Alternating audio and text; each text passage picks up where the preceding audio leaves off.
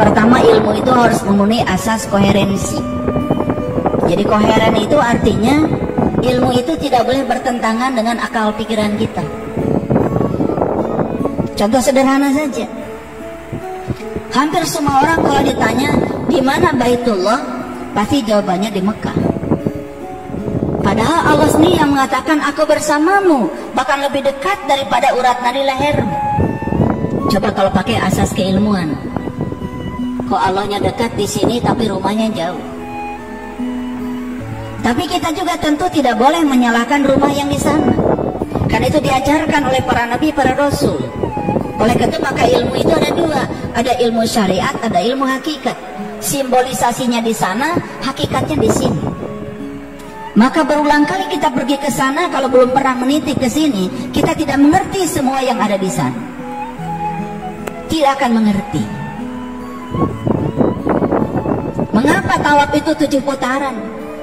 Mengapa sa'i itu bolak-balik Safa dan Marwah itu 7 kali? Mengapa untuk melempar jumrah itu harus mengumpulkan 7 batu?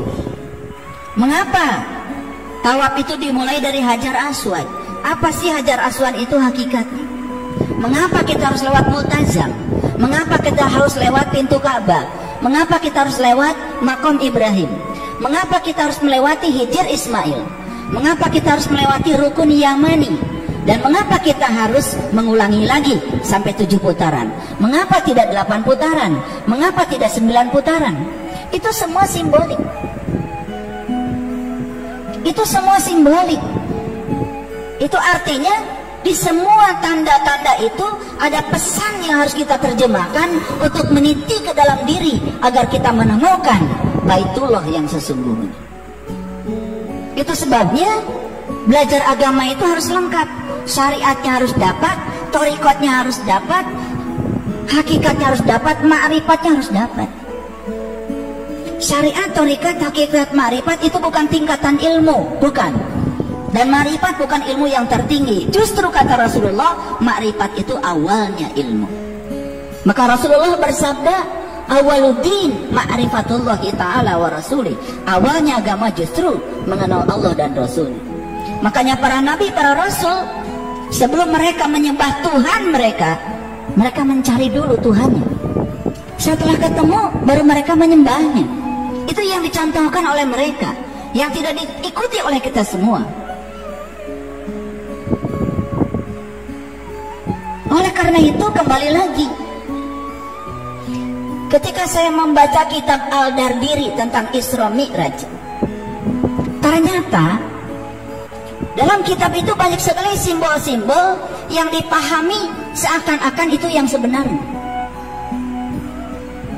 Jadi ketika diceritakan Nabi Muhammad itu melampaui langit pertama, langit kedua, langit ketiga, langit keempat sampai langit ketujuh, puncaknya di Sidratil Muntaha, itu dianggap langit itu betul-betul langit secara fisik. Padahal sesungguhnya yang terjadi adalah beliau melampaui lapisan-lapisan kesadaran. Maka disimbolkan di langit pertama bertemu dengan Nabi Adam, di langitnya kedua bertemu dengan Nabi Yahya, di langit ketiga bertemu dengan Nabi Yusuf, di langitnya keempat bertemu dengan Nabi Idris, di langitnya kelima bertemu dengan Nabi Harun, di langit yang keenam bertemu dengan Nabi Musa, di langit yang ketujuh bertemu Nabi Ibrahim, di langit yang kedelapan masuklah pada Sidrah Al-Muntaha.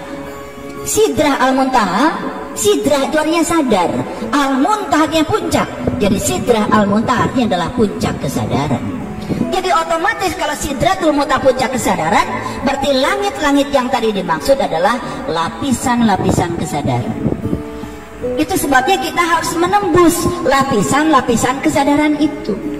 Makanya Allah menyatakan di Quran surah Ar-Rahman ini, ya ma'syaral jinni wal ins innistata'tum an tanfudu min aqtaris samawati wal ardh. Jadi kita ini manusia sesungguhnya oleh Allah diberi peluang, diberi kemampuan, diberi potensi untuk bisa menembus semua lapisan-lapisan langit itu. Jadi artinya kita semua ini diberi oleh Allah kemampuan, untuk bisa melewati langit-langit kesadaran kita sendiri sampai mencapai puncaknya kesadaran yang disebut dengan Sidratil Muntaha. Itu sebabnya di Quran surat An-Najm Allah berfirman, walaqad ra'ahu nazlatan ukhra inda sidratil muntaha indaha jannatul ma'wa id yaghsha sidrata ma yaghsha. Jadi kalau kamu ingin mencapai yang namanya jannatul ma'wa, jannatul ma'wa itu kata Allah adanya di kesadaran yang paling puncak, namanya Sidrah al-Muntaha. Di situ.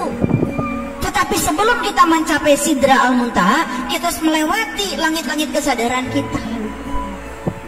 Nah, oleh karena itu orang-orang bijak menggambarkan langit-langit kesadaran itu, kesadaran Adam digambarkan dengan kesadaran materi, kesadaran Yahya digambarkan dengan kesadaran energi, kesadaran Yusuf digambarkan dengan kesadaran keseimbangan materi dan energi,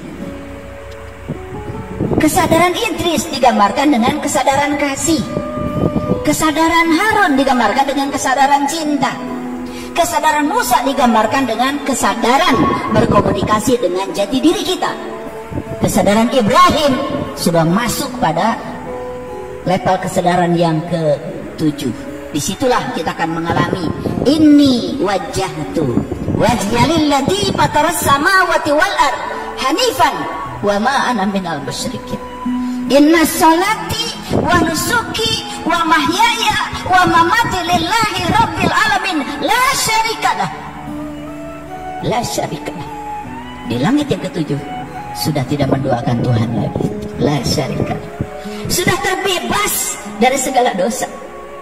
La syarikalah. Karena semua dosa itu turunan dari dosa syirik.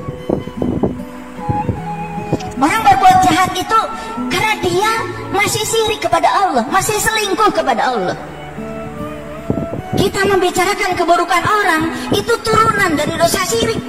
Semua dosa-dosa itu adalah turunan dari dosa syirik. Sembuhkan dosa syirik, hilang semua dosa.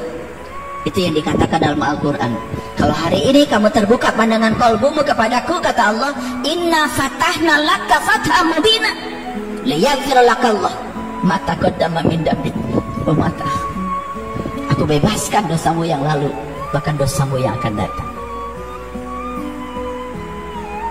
Maka Allah menegaskan dalam Al-Quran berulang kali, innallaha la yaghfiru ayyushraka bih wa yaghfiru ma duna dzalika liman yasha. Sesungguhnya Allah tidak akan pernah mengampuni dosa syirik, tapi Dia sudah mengampuni dosa apapun selain daripada syirik. Jadi dosa manusia itu cuma satu, hadirin, cuma satu. Bereskan dosa itu. Syirik itu akibat. Lalu sebabnya apa? Sebabnya tidak tahu dan kenal kepada Allah. Maka menyembuhkan dosa syirik cuma satu caranya, kenali Allahmu, kenali Allahmu. Dari mana mulainya? Kenali dirimu. Man arafa nafsahu faqad arafa rabbah. Siapa yang kenal dirinya, maka dia akan kenal kepada Tuhan.